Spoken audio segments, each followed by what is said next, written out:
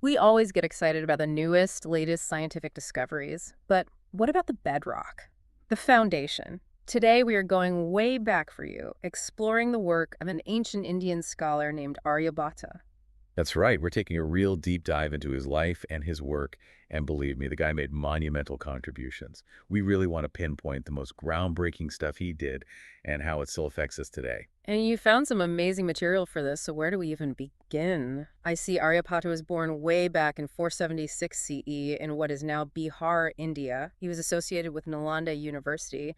So what was so special about that place and time? Well, you got to imagine the intellectual atmosphere of ancient India, right? Nalanda University was a huge hub, a real center of learning, rigorous inquiry, and deep philosophical exploration. It was the perfect breeding ground for thinkers like Aryabhata and really helped shape his revolutionary ideas. And it was in this environment that his most famous work, the Aryabhatiya, emerged. Why was this so influential? Think of it this way. The Aryabhatiya was like this incredible compilation of mathematical and astronomical knowledge, all written in Sanskrit verse.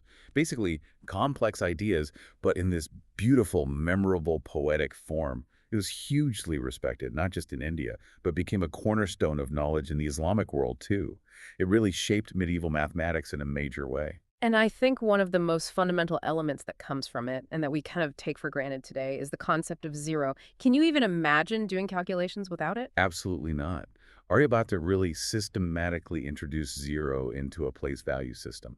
I mean, the symbol itself might have been different back then, but his system, it was revolutionary. It provided this essential framework for all our modern calculations. It's mind-boggling trying to think of doing any complex math without a placeholder for nothing. Huge aha moment in history. Speaking of big breakthroughs, he also tackled pi. And I mean, he got incredibly close to the value we know today. Oh, he did. He approximated pi to about 3.1416, which for his time was remarkably accurate. But even more important than that was his understanding that pi was irrational.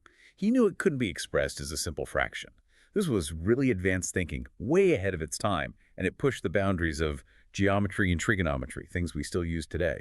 And speaking of which, he also contributed massively to trigonometry, like sine and cosine. Those came from him, right? Exactly. Aryabhata essentially laid the groundwork for modern trigonometry. He brought in these ideas of sine, cosine, cuja functions, developed formulas and methods for solving trigonometric problems. Stuff that was super important for astronomy and navigation back then, and to be honest, still has relevance today. And here's where things get really fascinating for me. His ideas about the Earth's movement were pretty radical, weren't they? Like, he proposed something similar to a heliocentric view back then. Yeah, it's pretty amazing. Aryabhata actually suggested that the Earth rotates on its axis, and this rotation explained the apparent movement of the stars and planets. Now, it wasn't a fully developed heliocentric model like the one Copernicus came up with later, but it was revolutionary for sure. To challenge the widely accepted geocentric view back then, that was a huge deal. So this wasn't just theoretical for him. He used this understanding to give a scientific explanation for eclipses too, right? Right. He explained solar and lunar eclipses correctly as shadows cast by the Earth and Moon. This was a major step away from the old mythological explanations. It was a shift towards a scientific understanding of natural phenomena and a big leap forward in how we view the universe. He even figured out the length of a year with incredible accuracy. He did. He calculated it to be about 365.358 days, which, if you think about it, is amazingly close to the actual value. And this accuracy had a direct impact on the development of Indian and Islamic calendars.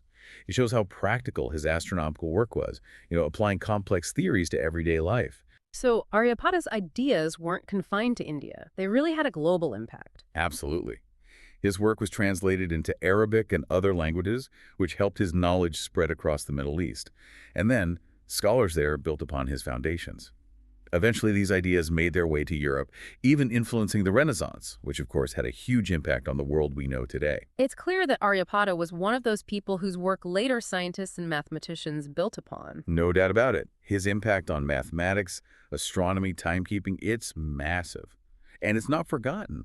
I mean, think about it. India named its first satellite after him back in 1975 as a tribute to him and to India's incredible scientific heritage. It's pretty mind-blowing, right? One person, over 1,500 years ago, comes up with these groundbreaking ideas that still underpin so much of our technology and scientific understanding today. What other foundational ideas might we be totally taking for granted, It really makes you think.